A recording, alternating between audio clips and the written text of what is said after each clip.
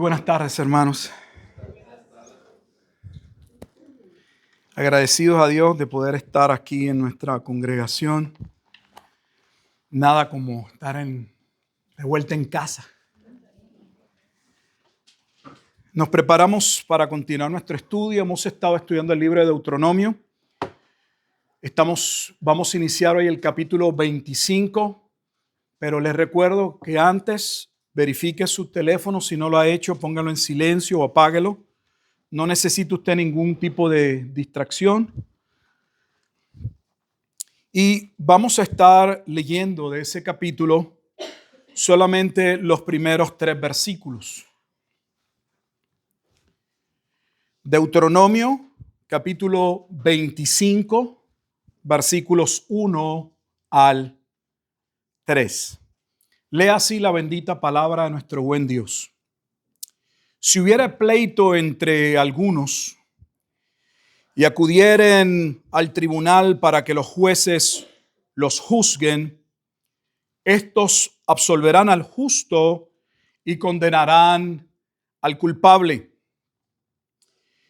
Y si el delincuente mereciere ser azotado, entonces el juez le hará echar en tierra y le hará azotar en su presencia. Según su delito será el número de azotes. Se podrá dar 40 azotes, no más. No sea que si lo hicieren con muchos azotes más que estos, se sienta tu hermano envilecido delante de tus ojos. Vamos a orar para pedirle a nuestro buen Dios que la porción que hemos leído sea entendible en nuestra mente, cale en lo más profundo de nuestro corazón y nos lleve en voluntad a tomar pasos afirmativos, en otras palabras, de obediencia. Amado Dios y Padre eterno, te alabamos y damos gracias en este día por tu amor y tu misericordia. Te damos gracias porque este día de santa convocación, Señor, eres tú quien nos congregas, eres tú quien nos llamas. Y la realidad es que tus hijos, aquellos que han sido por tu gracia rescatados de su antigua manera de vivir, de aquellas tinieblas, oscuridad en la que perseveraban por causa de aquella voluntad caída, y que en virtud de tu gracia y la obra de regeneración de tu Espíritu han sido resucitados en Cristo, trasladados del reino de las tinieblas al reino de la luz de tu amado Hijo. Ahora, oh Dios Padre Santo, pueden y deben querer, y debe ser un gozo y una satisfacción, Señor, el poder servirte, honrarte. Señor, el mundo tiene muchas situaciones, dificultades, tentaciones, entre otros aspectos. Y reconocemos que es necesario enfocarnos, poner nuestra mente y nuestro corazón en Jesucristo.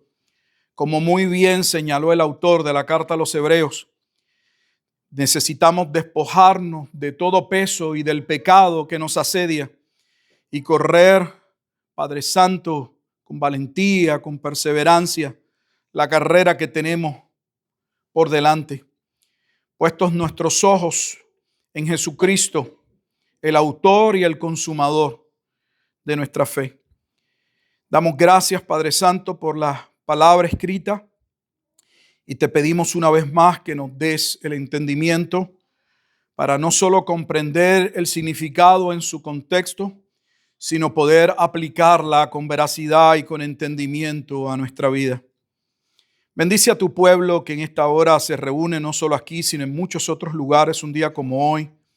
Y mientras tu iglesia es edificada, también reconocemos y oramos por aquellos que mientras el mensaje continúe siendo enseñado y predicado, continuará siendo, Padre Santo, efectivo en aquellos corazones que dentro de tu plan glorioso, salvífico, serían llamados a salvación. En otras palabras, Señor, oramos por aquellos que tu palabra podría estar llamándolos, sacándolos del estado de condenación, de la esclavitud del pecado en la que se encuentran, para que puedan venir a la libertad gloriosa de Jesucristo y venir a la única esclavitud que provee la verdadera libertad, la que solo ofrece tu amado Hijo Jesucristo, a quien damos toda la gloria y toda la honra. Y ese es en el nombre de Jesucristo en quien oramos. Amén y amén. Estamos en Deuteronomio capítulo 25 y continuamos con parte del mensaje de las porciones que señalan la forma y la manera justa en la cual los hijos de Dios deben conducirse. En este caso, aquel remanente que por gracia entraría a la tierra prometida, se le dan indicaciones claras de lo que Dios espera de ellos. Han sido rescatados por medio de un Dios santo y son llamados a vivir una vida santa. Y ello implica que Dios debe estar en todos los aspectos de la vida. Y eso es sumamente importante ya inmediatamente en nuestro entendimiento, porque tenemos a pensar o nuestra tendencia a creer que la salvación tiene que ver solo con una creencia y con librarnos del estado de condenación, de ser lanzados o enviados al infierno. La realidad es que la salvación es mucho más compleja que ello. Ese momento en el que Dios nos rescata da inicio a una nueva vida, pero una nueva vida en la que Dios continúa obrando y en un sentido salvándonos de muchas situaciones y estilos de vida que, de no haber sido por su gracia y por la obra que continúa Dios ejerciendo por medio de su palabra y su espíritu, nos mantendríamos ocupados en nuestros pecados, en nuestro egoísmo irracional, viviendo alejados de lo que Dios creó para nuestro disfrute. Pero no podemos disfrutar la creación y lo que Dios diseñó porque no tenemos conocimiento, porque hacemos las cosas a destiempo, por muchas razones. Así que este pueblo está recibiendo sabiduría. Y en los capítulos anteriores se está hablando específicamente no solo de cómo debían honrar a Dios, sino que esa honra a Dios estaba ligada, unida a amar a sus hermanos. Por darles un poco de contexto, solo les recuerdo el capítulo 22 que iniciaba colocando en la vida del pueblo de si por alguna razón hubiese una circunstancia en la que nuestro hermano hubiese perdido, se le hubiese extraviado un animal y nosotros encontráramos ese animal, no podíamos apropiarnos o tomarlo como nuestro. Debíamos, ese animal, si era un animal, debíamos tomarlo, debíamos salvaguardar ese animal, cuidarlo y en nuestro corazón debíamos hacer todo lo posible porque ese animal regresara a su dueño. Porque en la vida cristiana no solo se espera que nosotros honremos a Dios en obediencia a los mandamientos, sino que amemos a nuestros hermanos. Y el capítulo 25 continúa abordando ese tema. Sin embargo, la realidad es que aunque somos llamados a la santidad, aunque somos llamados a mostrar amor a nuestro prójimo, no estamos exentos de tener situaciones de conflicto, situaciones donde no estamos de acuerdo. Pudieran surgir situaciones y cómo las iban a resolver. Y de eso trata el capítulo 25 de Deuteronomio. Si hubiera pleito entre algunos, bajo ninguna circunstancia el versículo 25 está tratando, el capítulo 25, versículo 1 está tratando de establecer que esa ha de ser la norma de vida entre los hijos de Dios, pero reconoce, como la reconoce el capítulo 24 anterior, que aunque entre los hijos de Dios se casan y se casan entendiendo que entran en una relación de pacto, donde Dios espera que esos que se comprometen delante de Dios perseveren, que sean una sola carne. La Escritura no está ajena, o Dios no está ajeno a que puede haber situaciones de conflicto y que por razones X o Y esa situación o ese matrimonio podría terminar. Y aquí surge exactamente lo mismo. Son llamados a amarse, a apoyarse, a trabajar juntos. iban a entrar a una tierra y debían estar sumamente unidos. Había 7 naciones mucho más poderosos que ellos. Si iban a vencerlos, necesitaban obviamente contar primordialmente con Dios, pero también entre ellos. Recordarán ustedes que cuando Jesús llevó a cabo uno de esos milagros donde expulsó un demonio y hubo sanación, le culparon de haber obrado en el nombre de Belcebú, del príncipe de los demonios.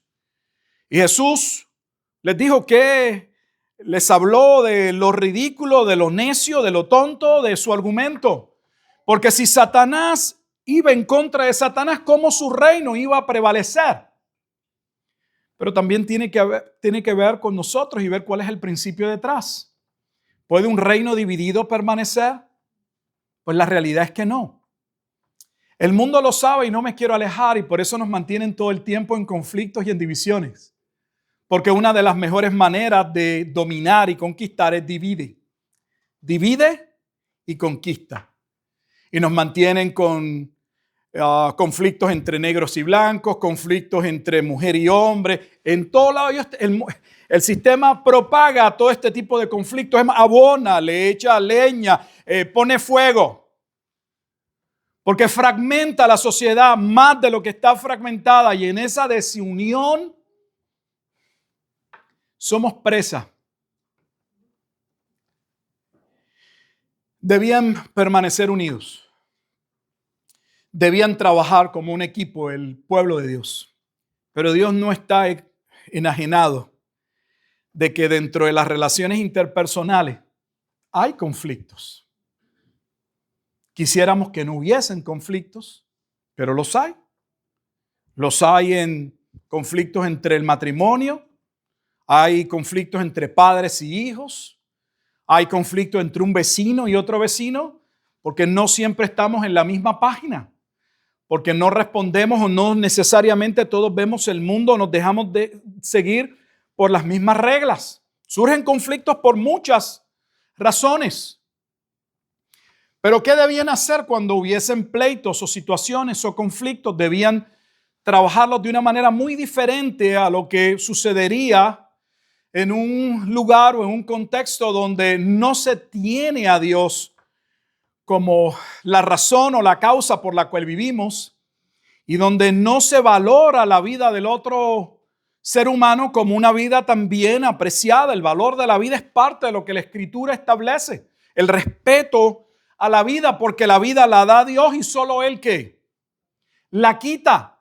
Dios establece cuando una vida va a terminar y aún lo establece bajo la ley. Habían ciertos pecados que Dios claramente estableció que eran pecados de muerte, donde no había azotes.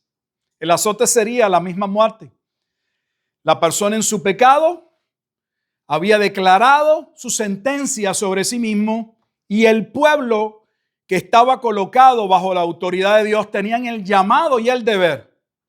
Lo hemos visto en múltiples pasajes, de sacar aquel pecado, de dejar un testimonio claro en la sociedad de que el que atentaba contra el pueblo de Dios o contra lo que Dios había establecido iba a ser castigado, unos con su propia vida y otros, en este caso, con azotes. Había también pagos, litigios que demandaban compensaciones económicas, pero aquí estamos hablando situaciones que de hecho no eran de muerte, pero que demandaban el castigo de aquel que había violado la ley de Dios. Si hubiere pleito entre algunos y acudieran al tribunal, así que van a haber situaciones, pero dentro de esas situaciones había un tribunal, había un cuerpo de líderes, de ancianos que habían sido instituidos para juzgar los aspectos de la vida, no de acuerdo a lo que los ancianos creían, entendían, habían escuchado, sino de acuerdo a ¿qué? A la palabra de Dios. Ya hemos explicado en múltiples ocasiones que aquellos que están puestos sobre autoridad no tienen ninguna autoridad o derecho de instituir nuevas leyes, sino que su encomienda lo que se requiere de ellos es que hagan cumplir, que hagan obedecer lo que Dios ya ha prescrito. Así que esos pleitos debían ser resueltos a la luz de la Escritura y habrían hombres que debían juzgar esas situaciones puestos por Dios, a los que se les llama jueces. Ellos iban a juzgar esos asuntos o esos pleitos. Y lo primero que se señala es que cuando hubiese alguna situación de conflicto, los conflictos debían todos ser resueltos conforme a derecho. Por lo tanto, el que había hecho lo malo era quien debía pagar.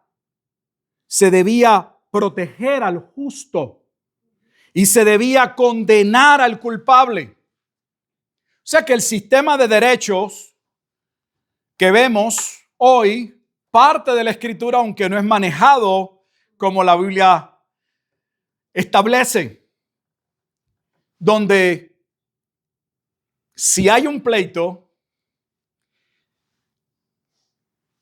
el que lo ha hecho mal es solo el que debe pagar, no la víctima, no el justo. Esto no se hizo cumplir en Israel. De hecho, si usted mira a los profetas, una tras otra vez, uno de los pecados que llevaron al pueblo de Israel, al reino del norte y al reino del sur al juicio, tanto con los asirios, el reino del norte en el 722, como Babilonia en el año 606, 586, la destrucción del primer templo, fue la prevaricación. El que el pueblo, en vez de dejarse llevar y juzgar la vida, los hechos de la vida cotidiana por medio de la palabra de Dios, se habían alejado, habían abandonado la palabra de Dios y tenían jueces que dictaban sobre su propio criterio, y ese criterio muchas veces estaba comprado por dinero, o ese criterio se establecía por medio de relaciones y no según el derecho.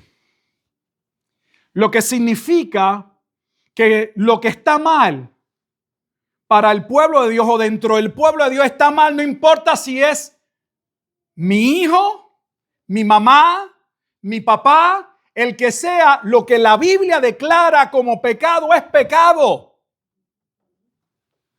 Porque a nosotros se nos hace muy fácil aparentemente cuando al que estamos juzgando o al que se está juzgando es una persona desconocida. Y decimos, es cierto, si lo hizo, que pague. Pero cuando ese mismo delito es hecho por alguien cercano a nosotros, entonces tratamos de ver cómo cubrimos el delito. Ya no le llamamos pecado. Y así no es con el pueblo de Dios. Lo que está mal, está mal. Yo no sé ustedes, pero puedo decir por parte de mi familia que había alguien que solía decir que en la familia las cosas se debían arreglar de manera diferente.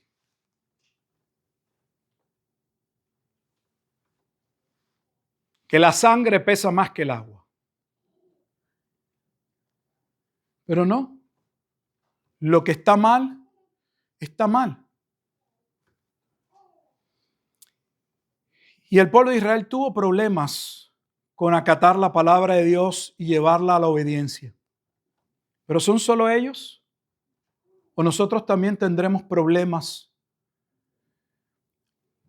Un escenario, para ponérselo mucho más cercano, en el que nosotros no hacemos cumplir esto, es en nuestros hogares. El padre y la madre están allí para hacer obedecer lo que es la palabra de Dios. Sáquelo del tribunal, llévelo a la casa, para que entonces pueda ver la realidad de esto en un contexto menor, pero de igual importancia. Lo que Dios ha dicho que está mal, está mal. Y el castigo que Dios dice que conlleva ese pecado es el castigo que conlleva ese pecado.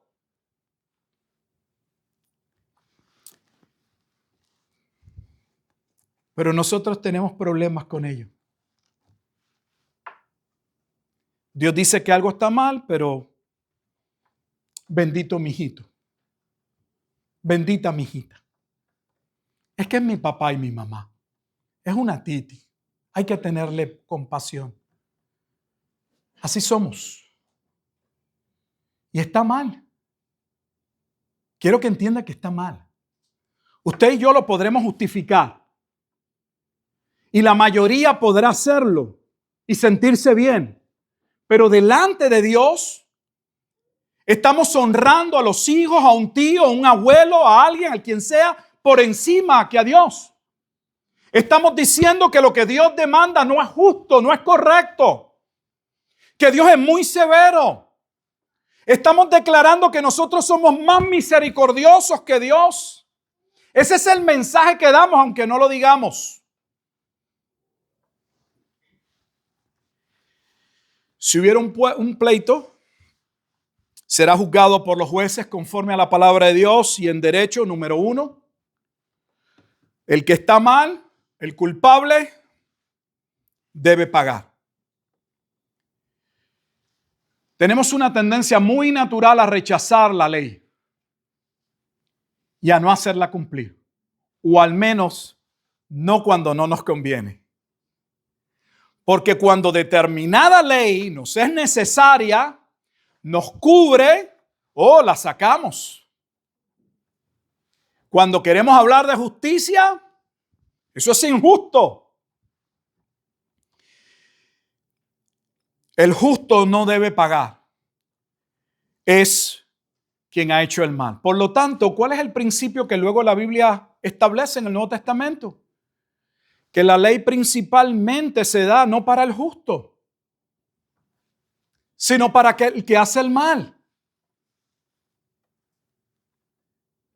Segundo, en el versículo 2 dice, si el delincuente mereciere ser azotado, ese delincuente o ese infractor de la ley, en el contexto, no es alguien de Canaán, es un hermano, es un israelita en el contexto. Si el delincuente mereciere ser azotado, entonces el juez le hará echar. No solamente el juez tiene que pronunciarse, que muchas veces tenemos problemas en pronunciarnos. Uno de los problemas que yo he tenido en mi crecimiento es que ya a mí no me interesa si la gente se molesta o no por lo que la Escritura dice. Pero reconozco que a la mayoría tiene problemas porque no quieren hablar que no puedan irritar a alguien, que a alguien se le pueda caer un pétalo o que un hermano globo, el alfiler, lo pueda desinflar. No estamos aquí para complacer el oído. Estamos aquí para educarnos, para instruirnos, para escuchar la palabra de Dios, para saber por qué patrones, por qué modelos, con qué ley seremos juzgados. Y si por esa ley seremos juzgados, queremos saber exactamente cómo. Es como cuando usted va al médico. Usted espera que si usted va al médico, el médico le diga la verdad de su condición. No le mienta. No le dé vueltas al asunto. Mira, esta es tu situación. Tienes cáncer, te quedan 3 meses de vida. Imagínate que ese médico, para no herirlo, mire, usted lo que tiene es como un resfriado grave.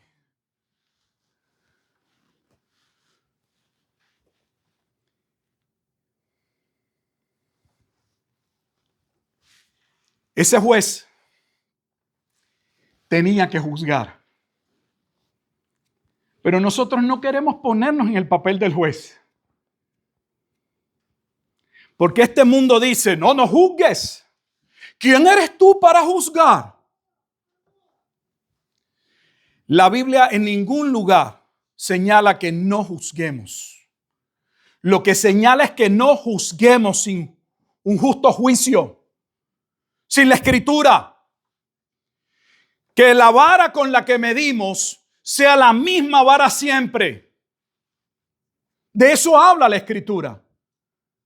Pero decir que la Biblia no señala y que no aborda el tema del juicio es mentir descaradamente. Entonces nosotros debemos juzgar. Pero debemos juzgar conforme a la Escritura.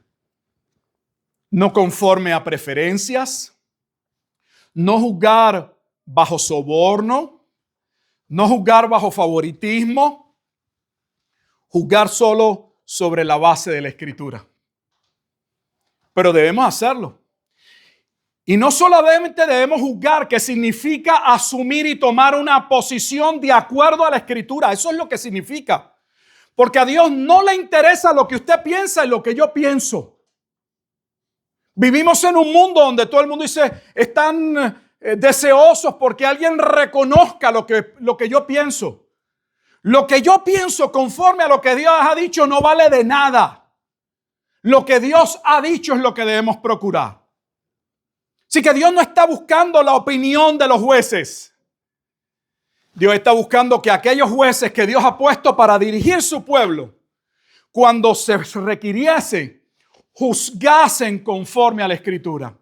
Pero tenían que abrir su boca. A uno debían declararlo inocente y al otro culpable. O también en el sistema de derecho existe lo que es culpabilidad compartida. No es el término correcto, no me viene ahora a la mente. Donde se puede establecer que ambas partes fueron negligentes, hubo culpa. Pero ambos no pueden haber actuado en justicia. Hay un camino. No solo ese juez tenía que pronunciarse conforme a la Escritura, sino que tenía que estar presente para el castigo. Si leyó, no era que el juez dictaba sentencia y se iba a su casa a dormir. Se juzgaba el asunto y inmediatamente se declaraba quién era el agresor, el culpable. El juez tenía que llevar a cabo inmediatamente el castigo. Lo que significa que cuando estamos, por ejemplo, en el proceso de la casa y de la crianza, y nuestros hijos violan la palabra de Dios y violan la ley, el castigo no se debe prolongar.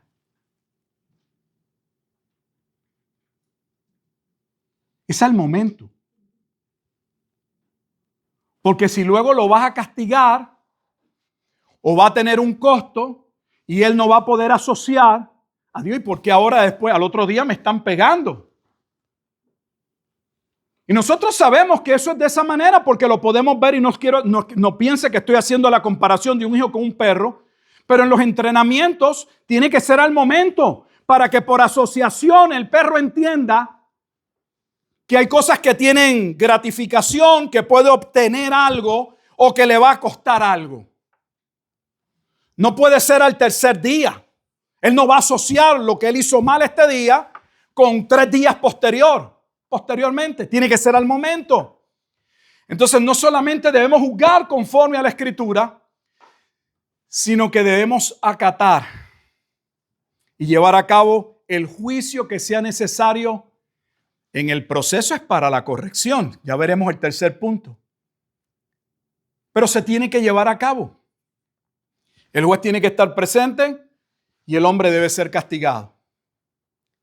Así que todo pecado conlleva castigo. Tiene un precio. Lo que se establece, como se establece al menos en el sistema de derecho, es que cada delito, la condena o lo que conlleva debe ir a la par con la acción, con eso que no debió haber hecho. Donde en este sistema de azotes, de castigos, se estipulaba que no podían ser más de 40 azotes. Esto es lo que el Nuevo Testamento llama los 40 azotes menos 1 o los 39 azotes. Hemos hablado otras veces. No podían ser más de 40. Y la razón se estipula también. Número 1, van a surgir situaciones tanto como iglesia, como pueblo, como familias. Los dos no podemos estar bien. Y si vamos a decidir quién está bien, se tiene que decidir sobre la base de la Escritura. Y cuando esos conflictos no se pueden mediar entre las partes interesadas, había un sistema de jueces que se iba a encargar de ello y que iban a juzgar conforme a la Escritura quién estaba bien y quién estaba mal. Y el que estaba mal, que había violado la ley de Dios, debía pagar. Debía ser castigado. Pero se le pone un límite al castigo. ¿Por qué se le pone un límite al castigo? En primer lugar, tiene que haber castigo. ¿Por qué tiene que haber castigo? Porque el castigo inmediatamente es parte de lo que requerimos nosotros que no entendemos y que somos tan dados a ir contra la ley, que nuestras decisiones tienen ¿qué? Consecuencias. Pero observe a la par que aunque las acciones o el pecado debe ser castigado, el castigo no debe hacerse o llevarse en términos de azotes de más de 40 y da la razón. Dice en tercer lugar que la sentencia a tu hermano no debe llevarlo a que él se sienta envilecido. Esa palabra ya la habíamos visto. Esa palabra envilecido es la misma palabra cuando se está hablando en la ley del divorcio. Y es la razón por la cual el hombre que había juzgado a su mujer como que ya no le agradaba, no hallaba en ella contentamiento, luego no podía venir y tratar de estar con ella porque la había envilecido, la había menospreciado. Entonces, detrás de la corrección, lo que está es el principio de ¿qué? Del amor. El amor en ese pasaje, sí.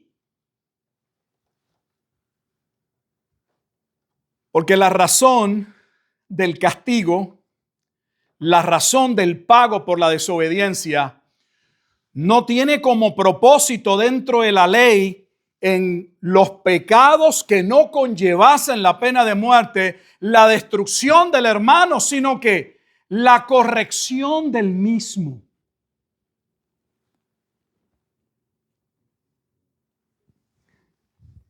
¿Entendemos nosotros la disciplina como causa o razón de amor?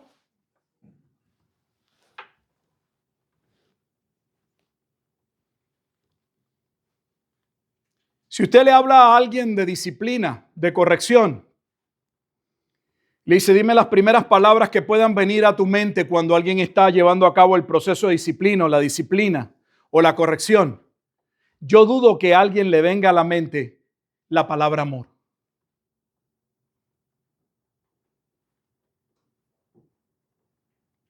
Sin embargo, el verdadero propósito de la ley es la corrección.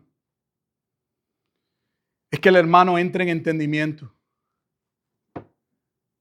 Es que entienda que para vivir en sociedad y en hermandad, los seres humanos no pueden hacer lo que les da la gana, lo que quieren, porque dañan la vida de otros.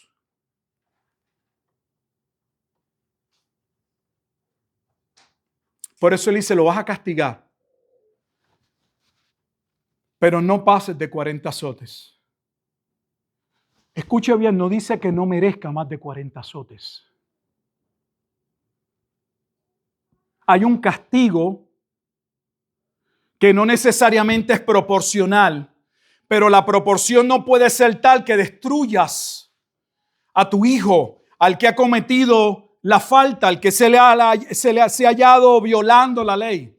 Porque el verdadero propósito, tiene que haber un castigo, pero el propósito es que esa persona que está siendo castigada entre en entendimiento y entienda por qué lo están castigando, por qué ha pagado el precio.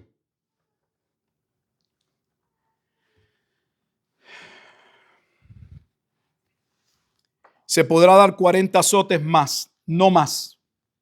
No sea que si lo hicieren con muchos azotes más que estos, se sienta, oiga cómo le llama, tu hermano.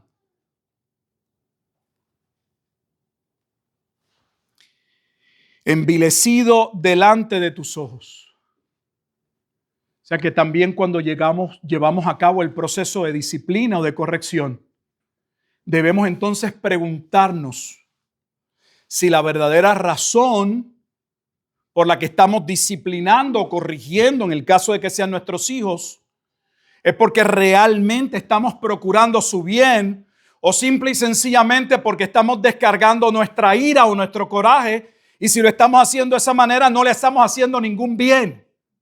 De hecho, estamos también pecando delante de Dios.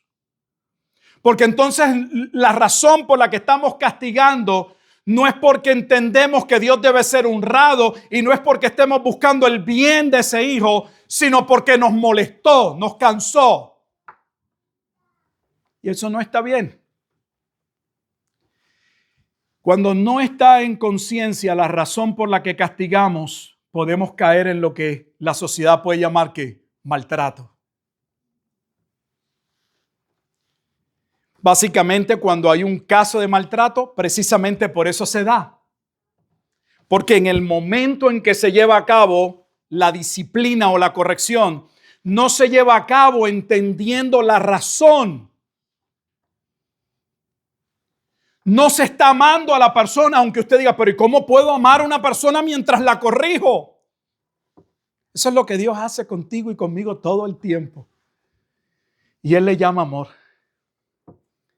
Pero tú y yo no lo llamamos amor. Necesitamos ponernos de acuerdo con la Escritura. En el Nuevo Testamento hay un caso que posiblemente muchos de ustedes conozcan en la carta a los Corintios, en la primera carta a los Corintios, donde una de las correcciones que el apóstol Pablo arremete contra los hermanos en la ciudad de Corinto, está en el capítulo 5, es porque hay un caso de un hombre que está viviendo con la esposa, con una mujer que era de su padre, y a todas luces todo el mundo sabe lo que está sucediendo, pero nadie ha juzgado.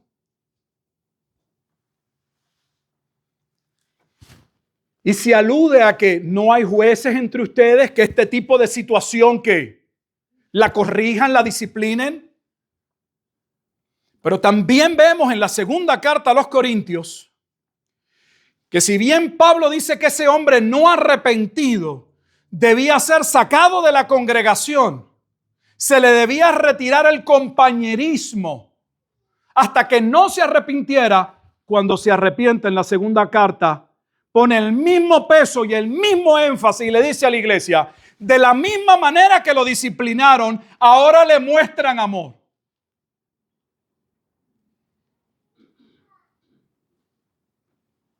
¿Por qué? Porque si no es una mera descarga de ira, es una manera de nosotros declararnos por encima de otros. La Escritura dice que aun cuando nosotros disciplinamos, como se establece en Gálatas capítulo 6, dice que debemos hacerlo teniendo en mente que nosotros podríamos ser la persona que estuviesen disciplinando. Porque a veces se nos suben las ínfulas de santidad y de grandeza. Lo que está mal, está mal. Y lo que debe ser corregido, debe ser corregido. Pero quienes corregimos, debemos corregir porque la norma es Dios y no nosotros. Debemos corregir según Gálatas 6:1, con una mente clara de que nosotros podríamos ser ese que está siendo corregido. Donde el proceso de la corrección ese acto disciplinario, debe buscar con sinceridad que nuestro hermano o nuestra hermana entre en arrepentimiento, que entienda, que crezca. Porque si el proceso es la destrucción, entonces no estamos actuando conforme a derecho o a vida cristiana según la Escritura.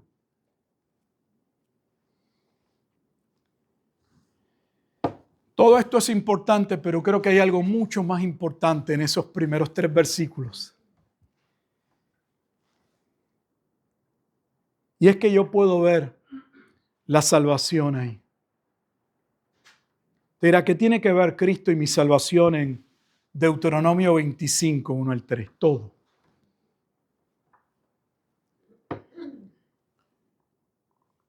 Porque ese hombre que ha violado la ley soy yo. Es usted. Ese hombre y esa mujer que debían ser lanzados al piso, no para ser azotados, sino muertos, éramos usted y yo. La Biblia declara en Deuteronomio 25, 1 al 3, que Dios debe ser honrado y que lo que es injusto o lo que es pecaminoso debe ser condenado. ¿Cómo podíamos ser usted y yo salvos? La verdadera justicia declara que el justo es justo y que el que es culpable es culpable. Pero en nuestra salvación, el justo se hizo injusto. El justo toma nuestro lugar. El justo es crucificado o condenado para que los injustos reciban lo que solo merece el justo. Este pasaje es mucho más profundo que el mero hecho de mostrar que Dios espera que nuestros pasos, nuestras afirmaciones, nuestra conducta se basen en la justicia de su Escritura, que honremos la palabra de Dios, que vivamos por la palabra de Dios. Que cuando juzguemos, no juzguemos conforme a lo que el mundo dice, sino conforme a lo que la Escritura establece. Que no tengamos temor en decir lo que está mal, porque la Escritura lo llama mal, lo llama pecado, es pecado. Si la Biblia dice que tal condición es una abominación delante de Jehová, es una abominación delante de Jehová. No debemos tener temor de decir y condenar lo que Dios condena. Lo que no tenemos derecho es a cambiar lo que la Biblia dice, a callar cuando debemos hablar.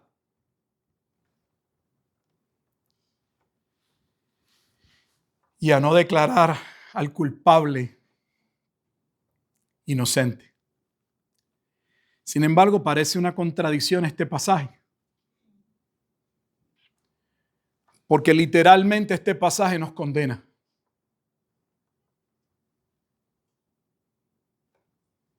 El inocente no puede pagar. Es el culpable el que merece el castigo. Sin embargo, en la salvación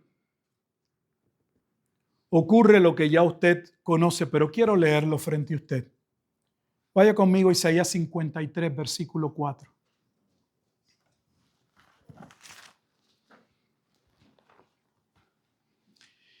Isaías 53, versículo 4 en adelante.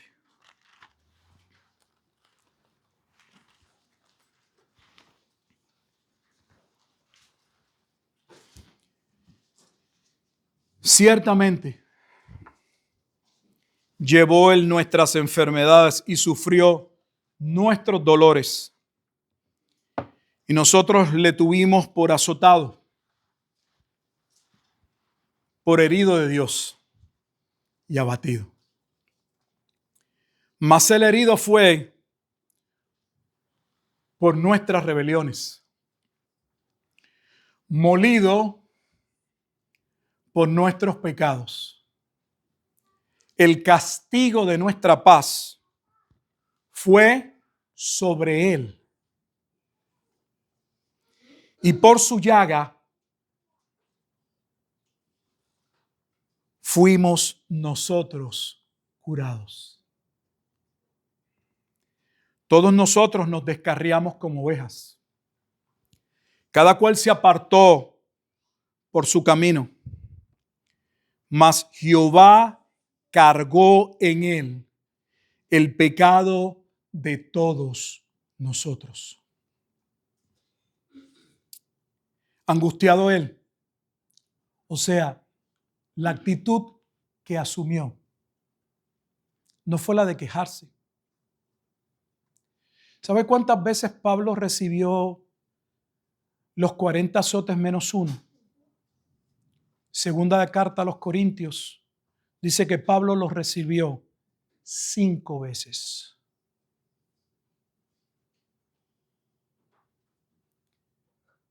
Eso no fue lo único que recibió Pablo. Pero cuando Pablo está hablando de su ministerio y está hablando a aquellos que lo juzgan, Pablo saca a colación el precio que en ocasiones se paga sin haber cometido agravios, solo en virtud de vivir de acuerdo a lo que Dios ha establecido. Porque ahora, aunque te parezca increíble, aunque a usted le parezca increíble, los cristianos en ocasiones pagamos un precio, no por violar la palabra de Dios, sino por cumplirla.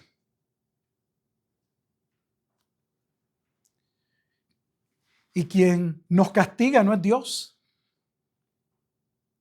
sino el mundo que nos repudia. Porque no andamos según sus concupiscencias, dice la Escritura. Angustiado él y afligido, no abrió su boca. Como cordero fue llevado al matadero, y como oveja delante de sus trasquiladores se enmudeció y no abrió su boca. Por cárcel y por juicio fue quitado, y su generación, ¿quién la contará? Porque fue cortado de la tierra de los vivientes. O sea, murió. Y por la rebelión de mi pueblo fue herido.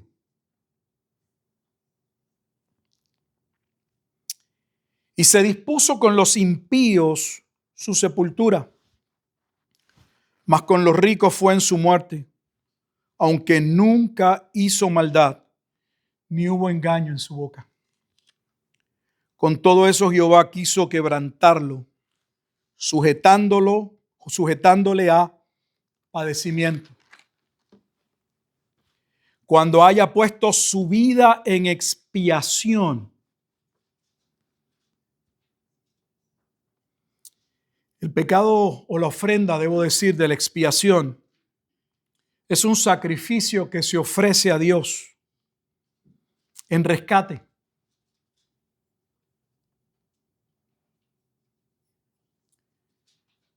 Cuando haya puesto su vida en expiación o en rescate por el pecador, verá linaje. Vivirá por largos días y la voluntad de Jehová será en su mano prosperada. Verá el fruto de la aflicción de su alma y quedará satisfecho. Por su conocimiento justificará mi siervo justo a muchos, llevará las iniquidades de ellos. Por tanto, yo le daré parte con los grandes y con los fuertes repartirá despojos, por cuanto derramó su vida hasta la muerte. Y fue contado con los pecadores, habiendo él llevado el pecado, no suyo, de muchos, y orado por los transgresores. Entonces, más allá en Deuteronomio 25, 1 al 3, de hablar de la vida de justicia, de hablar de que lo que es justo, lo que está mal, de entender que el que comete pecado debe pagar por el pecado, que el justo nunca debe sufrir por causa del impío, que el impío o merece la muerte o el castigo. Sin embargo, cuando miramos esto a la luz de la salvación, de la obra de la redención, el mismo que suscribe esta ley es el mismo que nos salva.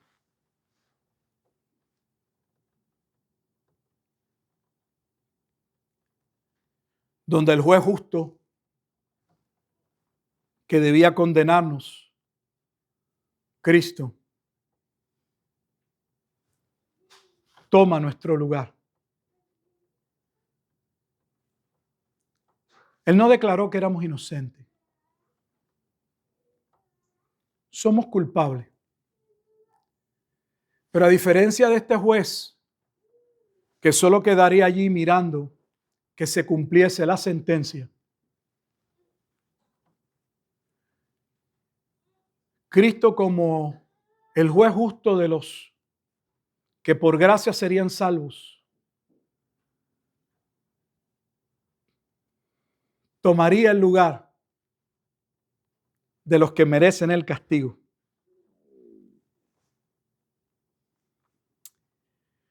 Para que ellos recibiesen algo que no merecían. Y eso usted y yo le llamamos gracia. Una gracia que parece no afectar la vida de muchos cristianos. Estamos tan acostumbrados a hablar de la palabra gracia y misericordia que ni entendemos que para que exista la palabra gracia, para poder hablar de la palabra gracia, necesitamos hablar de la justicia satisfecha de Dios. Y que a modo de hablar de la justicia satisfecha de Dios, la cual nunca puede ser violada ni sobrepasada, el único que podía cumplir la demanda de esa justicia, que demandaba no 39 azotes, sino nuestra muerte, sería el mismo que nos condenaba. Porque es Dios mismo el que nos condena, pero a la vez es Dios mismo, que es uno, pero la persona del Hijo,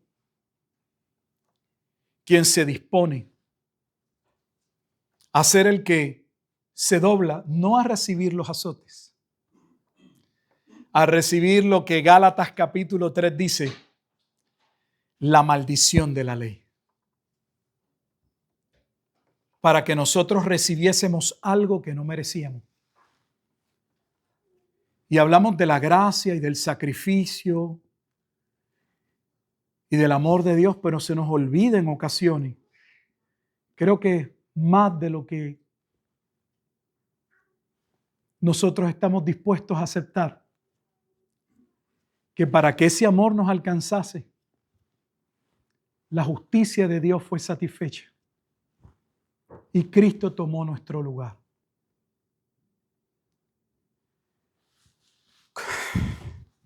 ¿Cómo no deberíamos estar agradecidos?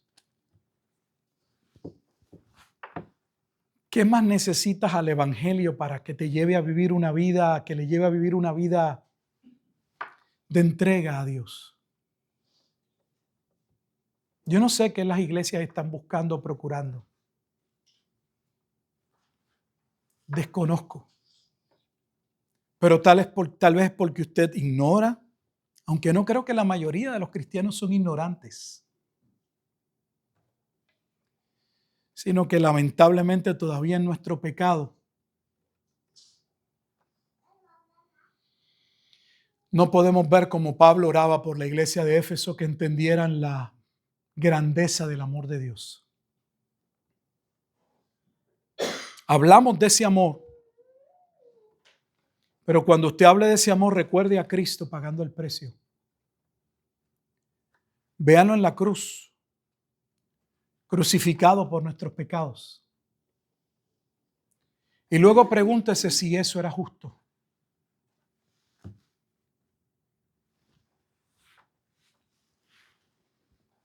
Cuando hable de justicia, cuando hablemos de justicia, les recuerdo que nos encanta hablar de justicia. Que la única justicia que nosotros merecíamos era la muerte. Que Dios no le debe ningún favor a nadie. que lo justo, según el pasaje que estamos leyendo, es que el culpable pague.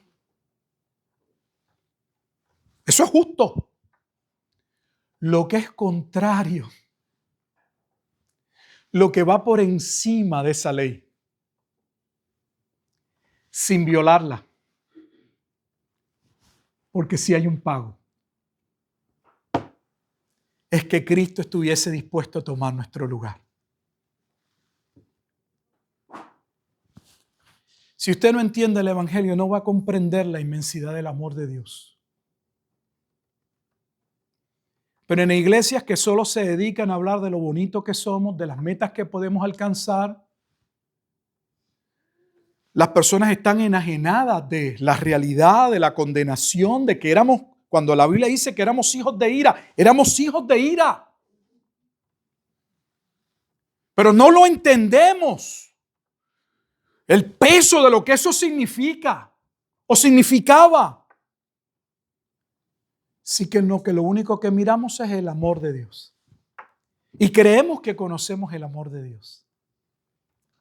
Pero usted nunca va a poder conocer el amor de Dios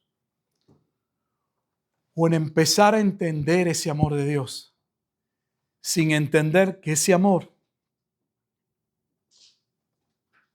es un amor que no merecíamos. Y que para que ese amor nos alcanzase, para que ese amor fuese una realidad, para que ese amor nos liberase, alguien tenía que pagar el precio. Y nosotros parecemos no tomar eso con peso. Por eso somos tan malagradecidos. Pensamos que nos los merecemos, que nos tienen que pedir de favor que hagamos las cosas, cuando deberíamos estar en la actitud, aquí estoy, ¿qué puedo hacer? No hay nada que nosotros hagamos que jamás se iguale, que pueda ser comparable a lo que Dios ha hecho por nosotros en Cristo. Entonces paremos de quejarnos. Tenemos más razones para ser agradecidos. Tenemos tantas razones para amar a Dios, aunque sea, como bien dijo Juan, y termino, porque Él nos amó primero. Amado Dios y Padre eterno, te damos gracias en esta tarde. Como pasajes, Señor, aún en el Antiguo Testamento, donde podríamos desubicarnos y solamente ver un asunto legal, un asunto solo bajo la realidad de la vida de los hombres, un asunto de cómo trabajar los pleitos, una temática acerca de la justicia y la injusticia, del castigo. Sin embargo, Señor, hay mucha más profundidad. Y lo veremos en la medida en que continuemos abundando en este capítulo. Te damos gracias, Señor, porque este pasaje o estos 3 versículos claramente nos declaraban culpables. Juzgamos y se nos olvida que la razón por la que juzgamos, todos juzgamos, de una manera u otra juzgamos, es porque la justicia es debida, porque tú eres justo, porque eso es parte de tu naturaleza, porque lo que está mal debe ser condenado. Sin embargo, entonces, oh Dios, qué asunto glorioso y maravilloso que nosotros, Señor, que nos rebelamos contra el juez justo, el creador, menospreciando tus leyes y violando en cada momento de nuestras vidas tu palabra, pensando que nos saldríamos con la nuestra o que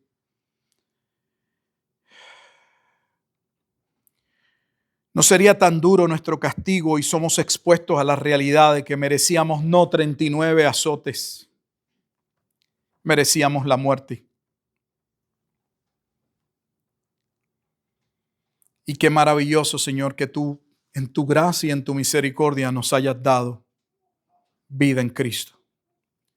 Permítenos, oh Dios, poder reflexionar y pensar lo maravilloso de tu plan, donde tu justicia es satisfecha por medio de tu Hijo,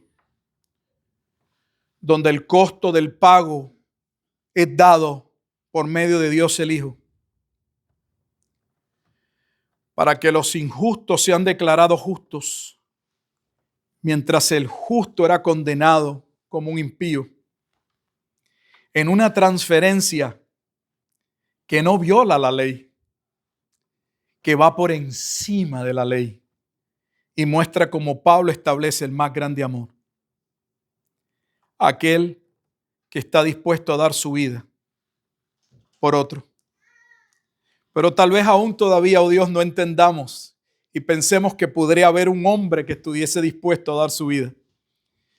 Pero para que esa ofrenda fuese satisfecha, demandaría un hombre justo, porque si no, el que moría, moría por su pecado. Y todavía es más glorioso.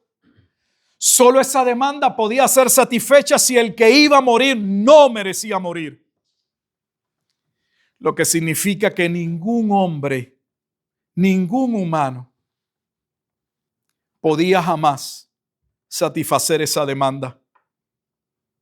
Aunque nos fascina hablar del amor del padre, de la madre por los hijos, ninguna madre podría morir por su hijo, porque esa madre también era culpable y merecía muerte. Solo tu Hijo, encarnándose y viviendo una vida justa, sin relación con el pecado y agradando al Padre, viviendo conforme en obediencia a la ley, podía tomar el lugar que el juez en Deuteronomio 25, 1 al 3 no podía. Porque aunque ese juez le era demandado el llevar a cabo la justicia, él no era la norma de la justicia. Pero tu Hijo sí la es. Te damos gracias por tu obra redentora, Señor. Por esa misericordia y ese amor con el cual tu Hijo no solo tomó nuestro lugar, sino que leímos en Isaías 53 que lo hizo sin quejarse, que no abrió su boca, que no dijo es injusto que yo dé mi vida por estos hombres.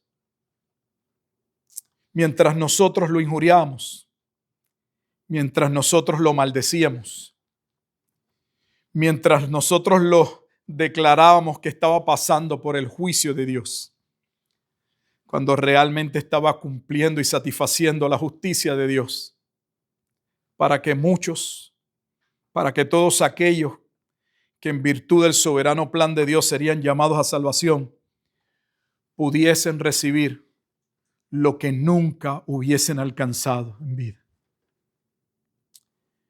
Bendito Evangelio, bendita gracia. Perdónanos, Dios, pues la realidad es que apenas tocamos parte de la realidad y la grandeza de tu amor. Estamos tan distantes de entender muchas cosas, pero aún así podemos disfrutarlas y ser parte de ellas, porque así tú, oh Dios, lo has dispuesto. Bendice a tu pueblo, Señor, que en este día se congregue y que ahora nos preparamos para tomar también la cena del Señor, el recuerdo más claro y vívido de lo que costó nuestra salvación. Ten misericordia de los que están perdidos, Señor, y en tu gracia han de ser llamados, procurando nosotros, oh Dios, que tal vez por medio de estas palabras de Deuteronomio, del Evangelio, que inicia desde el anuncio de aquella caída del hombre en el pecado, de aquel justo que vendría a destruir al que tenía el imperio de la muerte, como se establece en Hebreos, al diablo, para salvar a los hijos que Dios le dio, Señor. Que también aquellos, Señor, que todavía no han escuchado y han de escuchar, puedan escuchar en tu gracia y reconocer que solo en Jesucristo hay salvación, que es necesario y debido el reconocer nuestra culpabilidad, reconocer nuestro pecado, nuestra maldad, y con ello entonces entender que solo por medio de Cristo hay salvación. Te damos a ti toda la gloria y toda la honra mientras nos preparamos en todo nuestro ser y nos disponemos a participar, Señor, de la cena del Señor. Bendita gracia tuya, y te damos gracias y te pedimos perdón por nuestros pecados. Y te pedimos, Señor, que nos ayudes a poder vivir de acuerdo a la inmensidad, a la grandeza de tu amor, aunque todavía nos quede mucho por entender. En Cristo Jesús oramos y damos gracias. Amén. Amén.